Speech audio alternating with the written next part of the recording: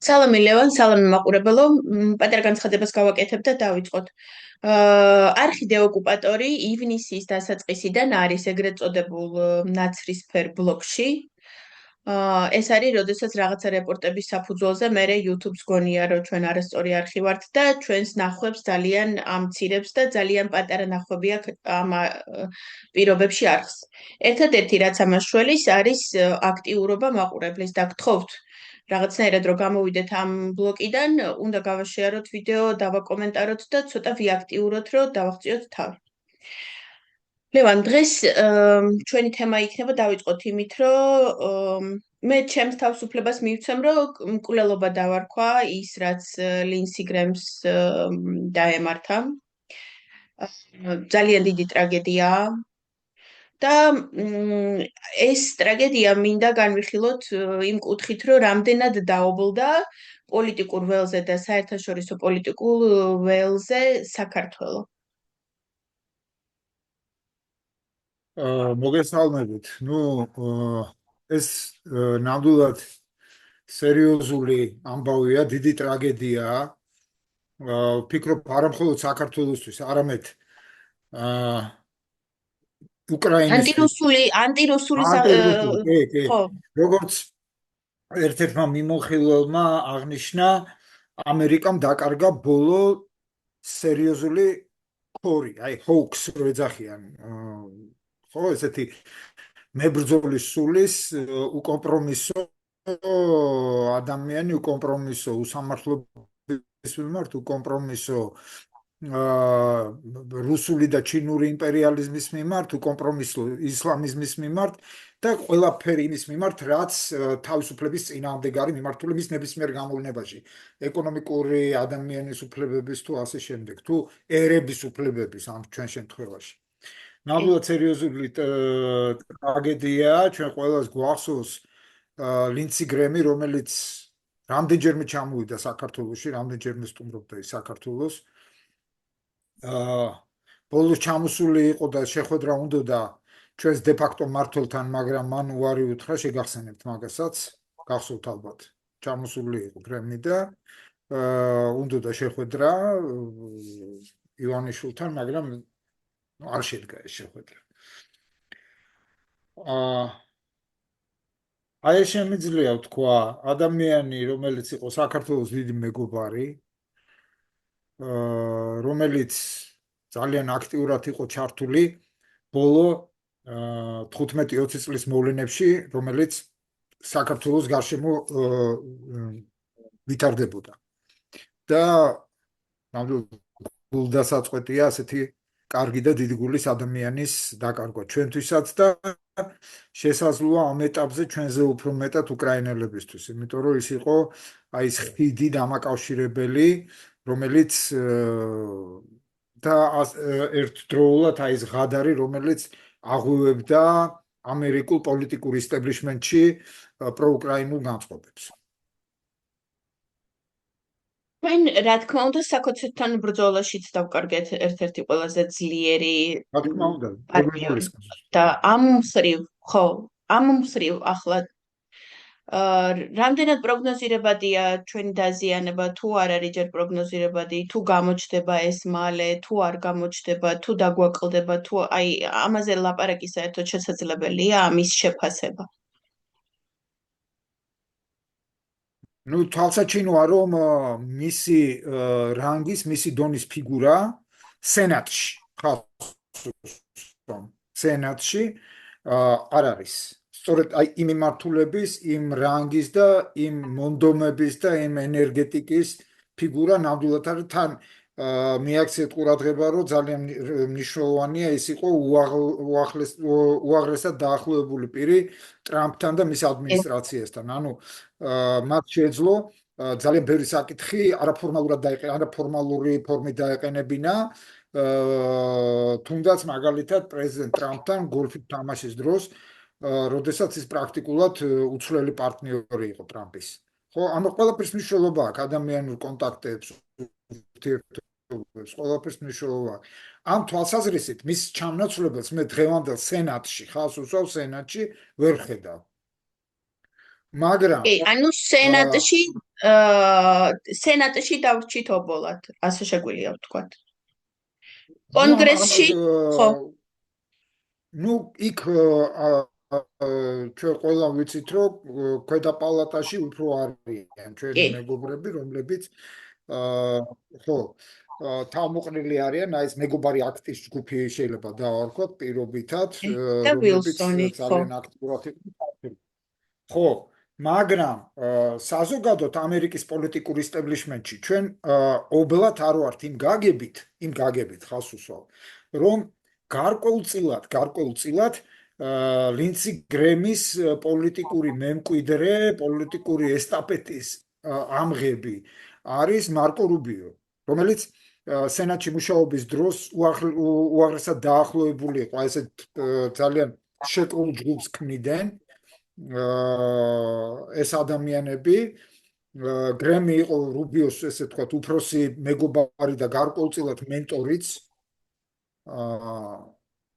სენატორ მაკეინთან ერთად როდესაც ისინი ასეთ ჯგუფს ქმნიდნენ ანტირუსულ ანტიკომუნისტურ ფრაქციას თუ შეიძლება ასე ითქვას სენატში და ამ თვალსაზრისით ჩვენ ასე ვთქვათ ყურები არ უნდა ჩამოყაროთ და თავები არ უნდა დავხაროთ, იმიტომ რომ მარკო რუბიო, რომელმაც გუშინაც აი შესანიშნავი სიტყვა წარმოთქვა იმ შეხვედრაზე 70-მდე ქვეყნის წარმომადგენლებთან, მისი სახით ჩვენ მეგულისხმობ არა მხოლოდ ქართველებს, არამედ რეგიონს. უკრაინელებს და ყველა ჩაგრულს ასე ვთქვათ. ამ დედამიწის ზურგზე ყავს ჭირის უფალი და ხელის გამომწვდენი. ის კანონი, რომელიც იყო მაქსიმალურ აქტივობაში ახლა, სანამ მასზე განახორციელებდნენ მკვლელობას, ახლა რა ეტაპზეა? გულისხმობ ეს 500% აი ეს იმაზე, ხო. ვინც ნუ რუსეთთან პრაქტიკულად ვაჭრობს, მე რასაც ასე ვთქვათ, ვადევნებ თვალყურს, პრაქტიკულად ყველა ელოდება კენჭისყრაზე დაყენებას. და ამ ძალიან მისასალმებელია, რომ ეს ის შემთხვევა, როდესაც პოლიტიკური ოპოზიციის მხრიდან, მეგულისხმობ დემოკრატიული პარტიის უმცირესობის მხრიდან სენატში და გნებავთ ქვედა პალატაშიც პრაქტიკულად არის მის რაღაც კრიტიკა ამ კანონპროექტთან დაკავშირებით. მე შეგახსენებთ, რომ ისედაც ორპარტიული იყო სენატორი ბლუმენტალი დემოკრატიული პარტიის ფრაქციიდან სენატორი ბლუმენტალი იყო თანაავტორი, კოსპონსორი ამ კანონპროექტის და მე რამდენადაც ხედავ ძალიან ყურადღებით ვადევნებ თვალყურს და ნუ აი ამ ჩვეულებრივ ხმალოობაში ამერიკაში ოპოზიციას შორის ეს თემა როგორც საჯილდაო ხო არ ჟღერს. ხო, კი, ანუ ისეთი გახდა, რომ ყველანაირი დავები მოიხსნა. კი, იმიტომ რომ ნუ ჯერ ეს ერთი ცოტა ისე ჩამოყალიბდა ამ პოლიტიკურ ველზე დაპირისპირების ხაზმა გაიარა რამდენიმე საკითხზე, ხო? დემოკრატებს და რესპუბლიკელებს შორის და დემოკრატები ბოლო წლების განმავლობაში თავის აქტივში ყოველთვის იწერდნენ იმას, რომ ისინი არიან განსაკუთრებით პროუკრაინელები. აი დემოკრატ ჩვენ ვართ განსაკუთრებით პროუკრაინელები. შესაბამისად, კანონი, რომელიც მიმართული არის რუსეთის აგრესიული ქმედებების დასაძრგუნად, სხვათა შორის არა მხოლოდ უკრაინასთან მიმართებაში, მაგრამ ნუ რა თქმა უნდა, მაინიცირებელი თემა უკრაინა იყო, ეს ბუნებრივი არის. ნუ ახლა რომ ამის წინააღმდეგი წავიდნენ დემოკრატები, მათივე ამორჩეველი ვერ გაიგეს. თავს მოიჭრიან. კი. ხო, მათივე ამორჩევლისთვის ეს იქნება გაუგებარი. იმიტომ რომ მე რამდენჯერმე უყურებ სენატორი ბლუმენტალის გამოსვლებს სხვა ფორუმებზე, სხვა ადგილებზე და მას თავი მოქონდა იმით, რომ აი დემოკრატიულმა უმცირესობამ შეძლო გატანა ამ თემის, რომ აი რუსეთი უნდა დავსაჯოთ უკრაინაში ქმედებების გამო და ეხლა ვერ მოატრიალებენ. ამის კი. უკან დაატრიალება რაღაცნაირად უაზრობა იქნებოდა. გადავიდეთ მით უმეტეს რომ უკრაინაზე და ტრამპმა ავანსად დაანონსა, რომ როგორც კი ეს კანონი დაიდება მის მაგიდაზე, ანუ ორივე პალატა როდესაც ის ეგრევე ხელს მოაწერს, ანუ თუნდაც 10 დღიანი დაგვიანებაც არ იქნება, 10 დღიანი ვადა აქვს საერთოდ პრეზიდენტს კანონის მიღებიდან, რომ ან ხელი მოაწეროს, ან ვეტო დაადოს. მან უნდა რაღაცა გადაწყვეტილება მიიღოს. ტრამპმა განაცხადა, რომ ყისიერად იქნება ხელმოწერილი კანონი. უკრაინაზე გადავდივართ და იქ ამ უბედურებასთან ერთად, რომელზედაც ახლა ვილაპარაკეთ, კიდე ის უბედურება მოხდა, რომ ფედოროვი გადააყენეს. საერთოდ რაღაცნაირი დივერსიული პოლიტიკური გადაწყვეტილება და ისეთი შთაბეჭდილებას ქმნის, რომ ვიღაცას ძალიან ეწყინა ბოლო თვეების წარმატებები და ისეთი წარმატებები, რომელიც ყოველდღე გვახარებდა და წარმატებები, რომელიც ფედოროვის დანიშვნამ მოიტანა, თითქოს ვიღაცას ძალიან თვალში გაეჭხირა. განვიხილოთ ეს თემაც, რა სიტყოდი ამაზე, იმიტომ რომ ჯერ ერთი რასაც ვითომ აბრალებენ და რასაც საბაბად იყენებენ და რითაც ამართლებენ, აბსოლუტური აბსურდია, იმიტომ რომ ის პრობლემა, ახლა ეს ეგრეთ წოდებული ბუსიფიკაცია 22 წლიდან არსებობს და ზუსტად ბუსიფიკაცია, ანუ არის ეს არის საბაბი, ელისო, ბოდიში რომ გაწყვეტინებ, ეს ბუსიფიკაცია, ეს არის საბაბი და არა მიზეზი. და არა მიზეზი. ხო. ეს არის კერძო საკითხი. ეს არის აბსოლუტურად კერძო საკითხი, ესე იგი, რა ფორმით უნდა გაიწვიო ადამიანები სამხედრო სავალდებულოს ფრონტზე როგორ უნდა მოხდნენ ადამიანები, რა ასე ვთქვათ, რა ლოჯისტიკით, რა ტრაფიკით, ხო, რომ სავალდებულო ეს არის კერძო საკითხი, რომლის გადაწყვეტა აბსოლუტურად შესაძლებელი იყო თუ მხოლოდ ეს საკითხი დგას დღის წესრიგში. და სხვა სტრატეგიულ თემებზე მხარეები დავარქვათ, ხო, იქეთ ვთქვათ, ახალგაზრდა რეფორმატორები და აქეთ რაღაცას. ხო? ძველგაზრდა კორუმპირებული. აბსოლუტურად, ესე იგი, ეს არის კერძო საკითხი, მნიშვნელოვანი საკითხია, უდაოდ, მაგრამ კერძო საკითხია. ამის გამო, ისა რა ქვია, მთავრობის გადაყენება იმიტომ რომ ფორმალურად მე შეგახსენებთ რომ მთავრობა დაითხოვა ზელენსკი. ვერ გაბედავდა მხოლოდ ფედოროვის გადაყენებას, ეს უკვე სასწაულის სკანდალი. მე ჯერ ფორმალურ მხარეს მივყვები, ხო? ესე იგი, როგორ გავიწვიოთ ისა ჯარში ახალგაზრდები და ამის გამო მთავრობა დაითხოვა, ცოტა უცნაურია, ცოტა კი რა ძალიან უცნაურია.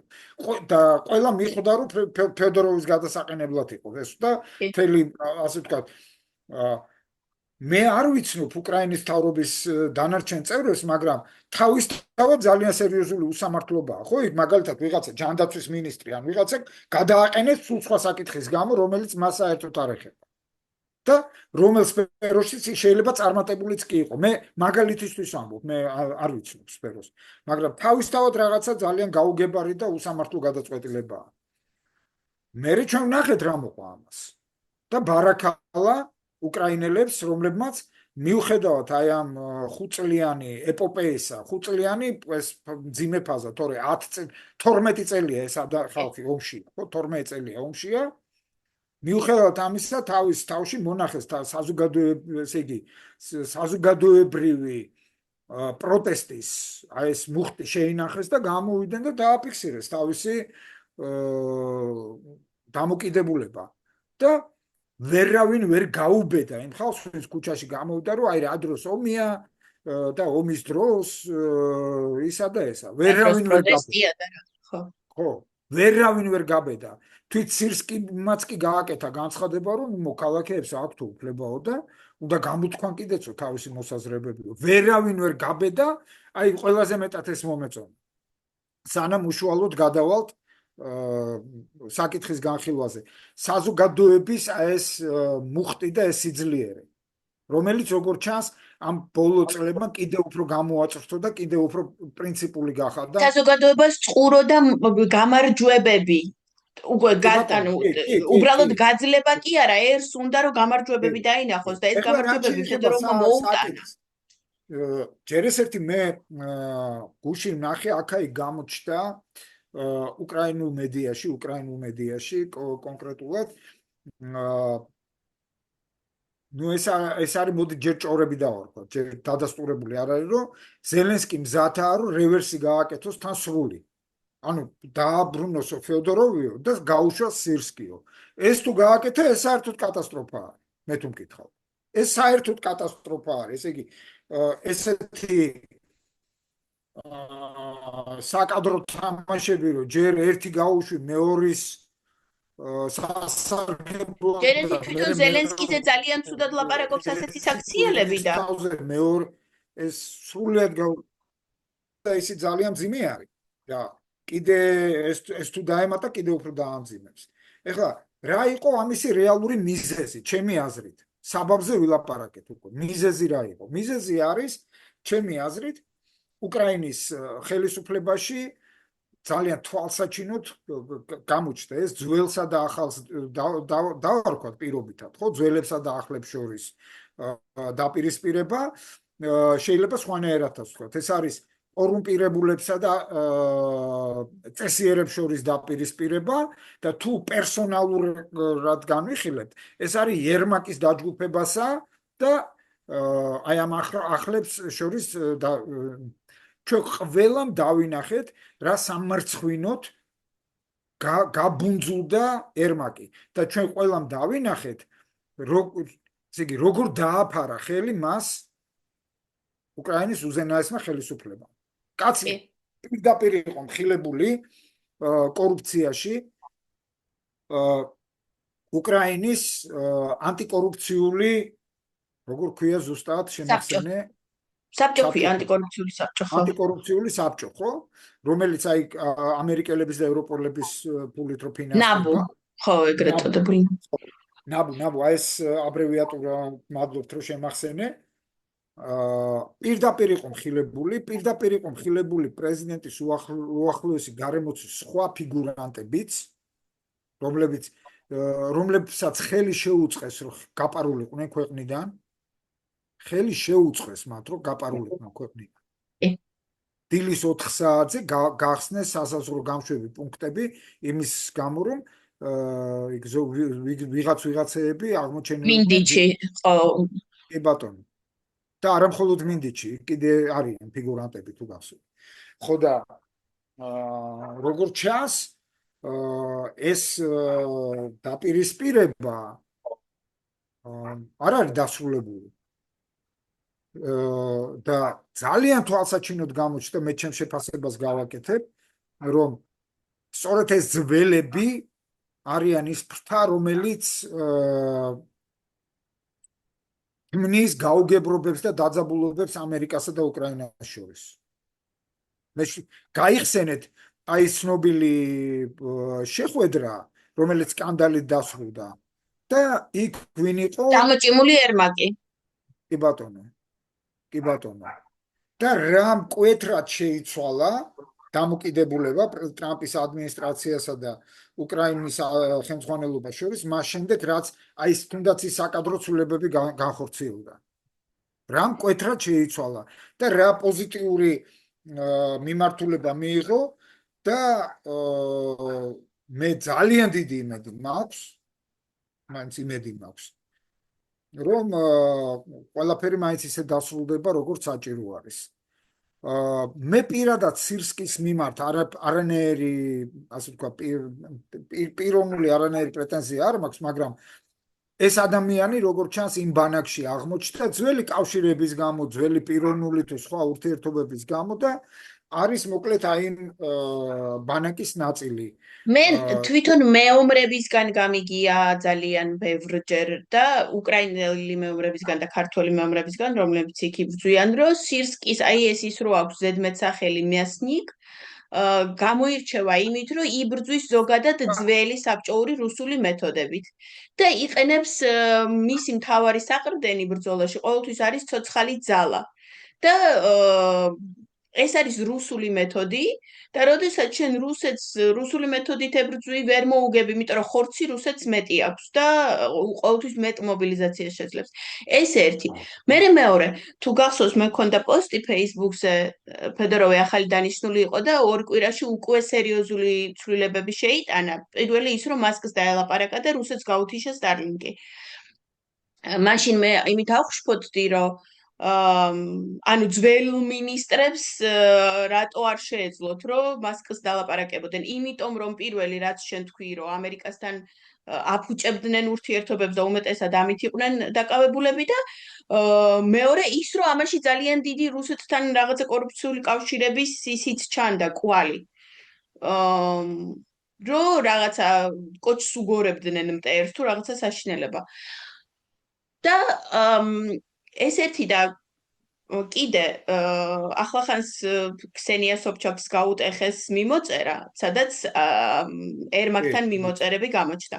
ანუ ძალიან ბინძური თამაში მიდის და ამ ბინძურ თამაშიდან ზელენსკი რო ვეღარანაირად თავის თავს რო ვერ იმასშვება, ვერ ამოიღო იქიდან თავისი თავი და აი ამ ახლების მხარეს ვერ გადმოვიდა ერთხელ და სამუდამოდ და საბოლოოდ.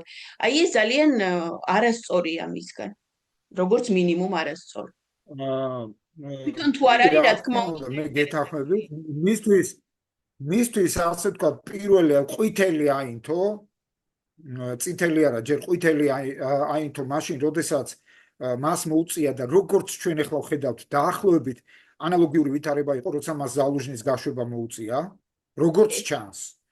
უბრალოდ ჩვენ ყველა ადამიანები ვართ და ორი ერთნაირი ადამიანი, ერთნაირი ტემპერამენტით და ერთნაირი ფსიქიკით არ არსებობს. ზალუჟნი აღმოჩნდა უფრო ესეთი წყნარი ჩუმი, რომელმაც რეაქცია არ მიცა ამაზე, სერიოზული, წვავე, არ გაამწვავა სიტუაცია, დათანხმდა იქ რაღაც ელჩობას თუ რაღაცას და წყნარად ასე ვთქვათ, იქ 2 თუ 3 წლის განმავლობაში მისი ჩამიჩუმი არისმოდა, თუმცა ახლა დღეს ვხედავთ, რომ პოროშენკოს გუნდში არის. თვალსაჩინოდ, პირდაპირ იქ არის. ეს როგორც ჩანს ძველი წყენის რაც არასწორია.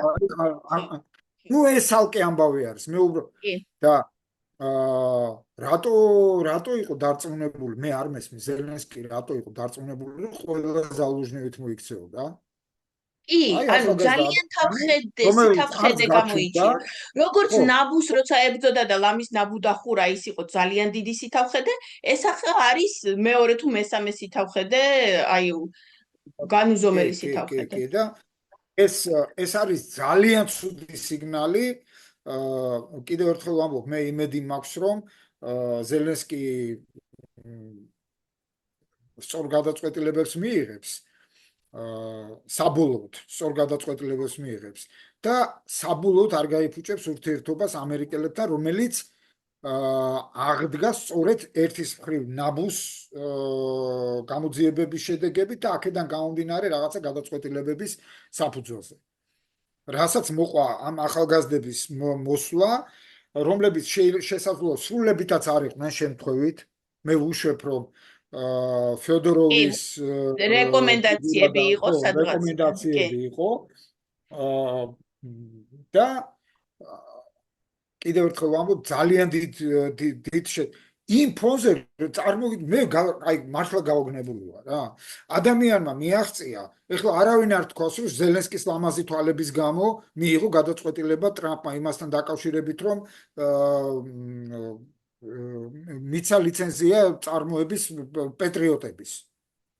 და კიდევ უამრავი სხვა შენახსენე მასკის თემა და კიდევ უამრავი კონტრაქტები, რომელიც პარალელურად იდებოდა აგერ ფრანგებთან დაიდო, ხო, ეხლა ხანს იმ სკალპების რაკეტებთან დაკავშირებით, ხო, ხელშეკრულება, ასევე სალიცენზიო წარმოებასთან დაკავშირებით და ესეთ დროს ასეთი ტიპის გადაწყვეტილება. გამოდიხარ და იმ გამარჯვებების ავტორს იშორებ, რომელ გამარჯვებებმაც ეს ყველაფერი მოგიტანა. კი ბატონო.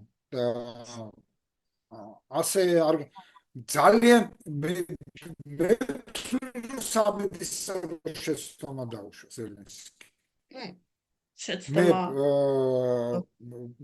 მე მეგონა რომ იმ შეცდომებიდან, რომელიც მან დაუშვა და შემდეგ რაღაცნაირად გამოსწორდა სიტუაცია, მან გამოიტანა დასკვნები და როგორც ჩანს არ ვერ გამოიტანა დასკვნები რა. იმიტომ რომ ადრე თუ გვიან არჩევნები ჩატარდება უკრაინაში. კი. მე დარწმუნებული ვარ, რომ მაქსიმუმ 1 წელიწადში ეს კონფლიქტი მოგვარდება.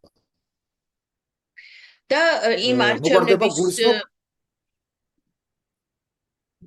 და აუცილებლად დადგება ბუნებრივია როგორც სამხედრო მდგომარეობა, საომარი მდგომარეობა გაუქმდება, დადგება არჩევნების ჩატარების საკითხი და თავისი ხელით თავისი კონკურენტი დასვა თავარ სკამზე თავარი ოპონენტის, ხო? ეს თვალსაჩინოა, ხო? ადამიანები თურმე დაიღალნენ რაღაცეებით და ვიღაცეებით, ხო, უკრაინაში. ომით არ დაიღალა ხალხი, სხვა რაღაცით დაიღალა და ეს გამოჩნდა. შიდა მოღალატეობებით დაიღალა. ახლა გადავიდეთ იმ თემაზე, შენ გქონდა ვრცელი პოსტი გუშინ წინ, იმასთან დაკავშირებით, რომ დადგა მიმართვა. კი, რომ დადგა დრო, რომ გავპუტოთ და გავასწოროთ მიწასთან ის მთავრობები და ის ძალები, რომლებიც იპარავენ არჩევნებს და მე თან ხალხზე მინდა გაუსვა იმას, რომ აი ეს უკრაინის ამბები ძალიან უხერხულად დაემთხვა სწორედ კიდევ აი ამ თემასაც. ხა პირდაპირ კავშირი არ არის, მაგრამ ტრამპი, რომელიც გამოვიდა და ისეთი მაკომპრომიტირებელი განცხადებები გააკეთა ძალიან ბევრი მიმართულებით, სხვა ინსტიტუტების და პიროვნებების მაკომპრომიტირებელი, რომ ძალიან თან ეს იყო ანონსირებული. ეს ანონსირებული რო არ ყოფილიყო, კიდე რამეს ვიტყოდი. ანონსირებული იყო და ამ დროს უკრაინის ისტებლიშმენტი აი ცდილობს პირდაპირ აი აწევს რა სატოპტო ისე. აი ეს ბევრჯერ მოხდა ასეთი რაღაცა, რომ აი ყველაზე ისეთ მომენტში უცებ გამოხტებიან და კი. ანუ იქნება შტაბის-შტილება, რომ სპეციალურად უნდათ ამ ურთიერთობების გაფუჭება რა. კი. ანუ ხოცური საქციელია, ჩვენი ხოცები აკეთებენ ამას, ჩვენი ხოცები იქცევიან ასე ზუსტად. ახლა რაც შეეხება ტრამპის გამოსვლა, შეიძლება ბევრმა ან არ უყურა, ან არ მიაქცია ყურადღება, ან აქვს არასწორი ინფორმაცია მეინსტრიმული, ეგრეთ წოდებული მეინსტრიმული მედიიდან. რაზე ilaparaqa ამერიკის პრეზიდენტმა. მან თქვა, რომ ჯერ ეს ერთი რაც თქვა, ყველა შესაბამისი დოკუმენტი არის ატვირთული თეთრი სახლის ოფიციალურ საიტზე და შეგიძლიათ თქვენი თვალით იხილოთ, რაზეა საუბარი. ნებისმიერ სურვილს ღია წვდომაში არის ეს დოკუმენტი. შეიძლება ადამიანებმა ეს და იგივე რაღაცა წავიკითხოთ, მაგრამ იქიდან სულ სხვადასხვა დასკვნები გამოიტანა, ამიტომ შენი ხედვა არის ძალიან მნიშვნელოვანი. ხო, პირველი დადასტურებული ფაქტია. ეს არის მონაცემები ამერიკის სადაზვერვის, რომ რაღაც მანქანებით ჩინეთს ჩაუვარდა 220 მილიონიანი ბაზა, სრული ბაზა ამერიკელი ამორჩევლების. ყველა პირადი მონაცემით. ეს თანამედროვე ტექნოლოგიურ ეპოქაში თქვენ ხვდებით ალბათ რას ნიშნავს, ხო? ეს ნიშნავს, რომ ჩინეთს აქვს შესაძლებლობა მაგალითად სოციალურ ქსელებში პერსონალურად თქვენთვის მოამზადოს ის ბულიონი, საინფორმაციო ბულიონი, საინფორმაციო ესეთი ბაბლი შეგიქმნათ, რომელშიც ასე ვთქვათ, რომლის ზემოქმედებას მოახდენს თქვენს სოფხედულობის ფორმირებაზე. ამის გარდა ეს ერთი. მეორე, დადასტურებული ფაქტი. ეს დადასტურებული ფაქტია, რომ ამერიკის დაზვერვას, სადაზვერვო საზოგადოებას ქონდა სრული მონაცემები იმასთან დაკავშირებით, რომ ვენესუელური სოფტით მომზადებული ხმების დამთვლელი მანქანები სხვათა შორის იგივე ხმების დამთვლელი მანქანები იყო გამოყენებული 2024-ში საქართველოშიც. და ყველას კარგად გვახსოვს ის პოლიტიკოსები ოპოზიციური ფლანგიდან, თორე ქოსებიდან არაფერი არ არის, რომლებიც ნიკა გვარამია ყველაზე მთავარი მღაღადებელი და არამხოლოდ გიორგი ვაშაძე სხვათა შორის. არამხოლოდ გვარამია, ვაშაძეც, გიორგი ვაშაძეც იყო ამ თემაში, რომ ეს ყველაფერი არის, და მე შეგახსენებთ, რომ 2020-ის არჩევნებს, საპრეზიდენტო არჩევნებში შეერთებულ შტატებში ტრამპის მთავარი პრეტენზია სწორედ ამ მანქანების გამოყენებასთან დაკავშირებით იყო. ახლა ირკვევა, ანუ ამერიკაში უკვე ნაჩივლელი იყო ამ კომპანიაზე და საპროცესო. ახლა ირკვევა, რომ სადაზვერო, ახლა მიაქციეთ ყურადღება, სადაზვერო ორგანიზაციებს ამერიკის და ამერიკაში ყველაზე მსხვილი, რა თქმა უნდა, არის ცენტრალური სადაზვერო სამმართველო CIA. მაგრამ ამერიკაში ამის გარდა კიდე დაახლოებით 30-ზე მეტი სხვადასხვა ტიპის სადაზვერო ორგანიზაციაა, რომლებიც ერთიანდებიან აი დიდ გაერთიანებაში, რომელსაც ეგრე ქვია ამერიკის სადაზვერო საზოგადოება. და მისი ხელმძღვანელი იყო ქალბატონი, ახლა რო გადადგა, სულ ცოტა ხნის წინ. ეხლა სადაზვერო საზოგადოება იცოდა ამის შესახებ, დოკუმენტაცია ამის შესახებ არსებობდა და დოკუმენტაცია არ მიეწოდებოდა ამერიკის პრეზიდენტს. რომელ პრეზიდენტს ოღონდ 45-ს და 47-ს, ანუ ტრამპს. ანუ ირკვევა, რომ ჩინეთიდან მომდინარე საფრთხეების, ირანიდან მომდინარე საფრთხეების, რუსეთიდან მომდინარე საფრთხეების, მათ შორის საარჩევნო პროცესებში ჩარევის შესახებ სრულ ინფორმაციას ფლობდნენ, როგორც CIA, ასევე FBI და სხვა სადაზვერო ორგანიზაციები და ისინი სპეციალურ ბრიფინგებს ამზადებდნენ ობამასთვის, რაც უნდა გაეკეთებინათ კიდეც და ბაიდენისთვის. მაგრამ იგი მსგავს ბრიფინგებს არ ამზადებდნენ ტრამპისთვის. აი ეს არის ნამდვილი deep state-ი. არა ის რაზეც ხოცებია. აი ეს არის ნამდვილი deep state. აი ეს არის. აღმოჩნდა, ხო, ეხლა რა არის საინტერესო, როდესაც მოიკითხეს, მაგალითად, ეს ჩვეულებრივი ამბავია, ხო? მემკვიდრეობითობის, ხელისუფლების მემკვიდრეობითობის საკითხია. დღეს მე ვიყავი პრეზიდენტი, ხვალ შენ ხარ ელისო პრეზიდენტი, ის ბრიფინგები, რომელიც მომზადდა ჩემთვის, ხო უნდა იყოს ხელმისაწვდომი შენთვისაც.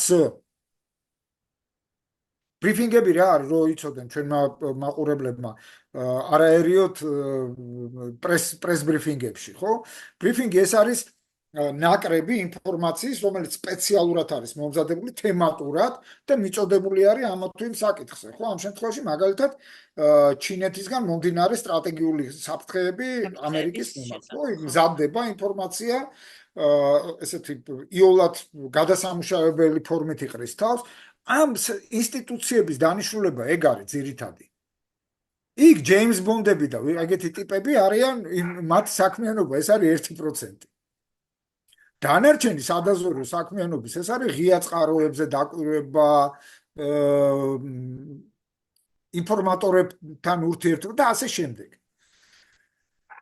ბევრი რო არ გავაგრძელო, აი ეს მთელი, აი ეს ჭაობი გამოჩნდა, ამოატივტივა ტრამპმა და მან მოითხოვა შესაბამისი თანამდებობის პირების დაპატიმრება.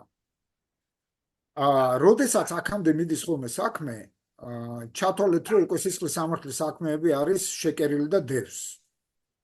როცა პრეზიდენტი გამოდის და ამბობს, რომ ყველა ის ფიგურანტი უნდა იქნას დაპატიმრებული, რომელიც იყო ჩართული კანონიერი ხელისუფლების საბოტაჟში, იმიტომ რომ სხვანაირად ამას ვერანაირად ვერ შეაფასებ, თან ვისგან იმ სტრუქტურების მხრიდან, რომლებიც ასეთ საბოტაჟს უნდა ეწინააღმდეგებოდნენ, ხო? პირველ რიგში მაგალითად კონტრდაზვერვითი ორგანიზაციები FBI-ის ხელმძღვანელობით, არა? აი,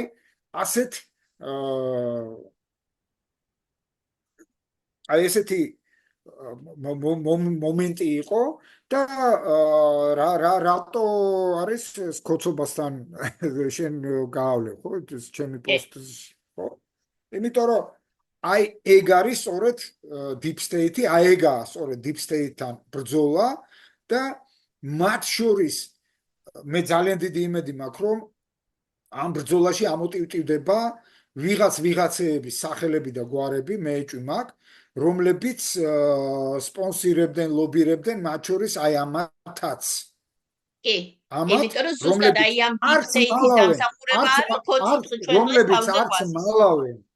რომლებიც არც მალავენ, ვისი ხელდასხმულები არიან და ვისი ხელის ბიჭები არიან. არც მალავენ, რომ მათი სული, გული და ყველაფერი არის ნაწილი პეკინში დევს, ნაწილი მოსკოვში დევს და თეირანშიც კაი მსუყე ნაწილი დებულა. თურმე. ხო ხედავთ? იმედი მგონია რომ ფხენიანშიც შეიძლება რაღაცა უდევთ. ხო და ყველაზე მთავარი ის არის რომ ზუსტად აი ამ ამერიკულმა deep state-მა ითამაშა ყველაზე დიდი როლი იმაში რომ ქოცები ჩვენთან მოსული, იმიტომ რომ მარტო რუსეთს ეს არ შეეძლო ამხელა სპეცოპერაციის განხორციელება საქართველოს ობამას ადმინისტრაციამ ყველაზე მნიშვნელოვანი როლი ითამაშა. ხო და ამიტომ კიდე ერთი მხრიდან მოაწვა ქოცებს დასასრულის დასაწყისმა. ხო, ასეა ნამდვილად და მე იმედი მაქვს რომ ამათი სიმღერა ნამღერია უკვე. მე თემები დამიმთავრდა, კითხვები დამიმთავრდა და შენ ახლა მოამრგვალე და დავასრულოთ კიდე რამეს თუ იტყოდი. ნუ ჩემი აზრით იმ საკითხებში რომელსაც ჩვენ დღეს შევეხეთ პოზიტივი მეტია ვიდრე ნეგატივი. მე ასე ვაფასებ ყოველ შემთხვევაში უკრაინის საკითხშიც რომელიც ძალიან მნიშვნელოვანია ყველა ჩვენთაგანისათვის, ბუნებრივია. ქართველებს გულისხმობ და საქართველოს გულისხმობ და არა მხოლოდ ამერიკაც მე ვთვლი რომ რაღაც ახალ ფაზაში გადის საზოგადოებრივი მდგომარეობა, ხო? მის საზოგადოებრივი ცხოვრების მდგომარეობა გადადის ახალ ფაზაში. ჩვენ იმედია შემდეგ შეხვედრაზე შევეხებით ძალიან საინტერესო პროცესს, რომლის კომენტირება ჯერ ცოტა ნაადრევი მგონია, მაგრამ იმ მომენტისთვის იქნება გაღვივებულ ფაზაში, ხედულობაში მაქვს ძალიან სერიოზული შიდა დაპირისპირება დემოკრატიულ პარტიაში, რომელიც წარმოიქმნა და რომელზეც ყველა სერიოზული დამკვირვებელი ამბობს, რომ შეიძლება პარტიის გახლეჩით დასრულდეს. რაც თავისთავად ძალიან სერიოზული ამბავია, ხო, ამერიკისთვის. ეს არ არის პირველი, მაგრამ არც ძალიან ხშირად ხდება და თუ დემოკრატებში მოხდა, დემოკრატებში ნამდვილად პირველად მოხდება. უფრო რესპუბლიკელებში ხდებოდა, ორჯერ მოხდა ასეთი რამ. დემოკრატებში ჯერ არ მოხდა და ნახოთ შეიძლება ეს მოხდეს. მე ახლა გამახსენდა უცებ რაღაცა, რაც გუშინ რო გამოაცხადა, თუ გუშინ წინ ჩვენთან დროების სხვადასხვა, ამიტომ ზუსტად ვერ იტყვი. მარკო რუბიომ რომ ამერიკამ დაიწყო, ანუ ზოგადად ომი გამოუცხადა მემარცხენე ტერორიზმს და მემარცხენე ტერორიზმია აი ეს ზუსტად მანდ გადის ხო და კიდე მემარცხენე ტერორიზმია ფრაზა აფხაზებს აქვთ უფლება კონდეთ საკუთარი სახელმწიფო. ეს მემარცხენე ტერორიზმია და აი ამ კვაზი დემოკრატიის დროც დასრულდა. მეც ასე მგონია. დიდი მადლობა ლევან და მომავალ შეხვედრამდე. ნახვამდის, კარგად გრძელდებოდა.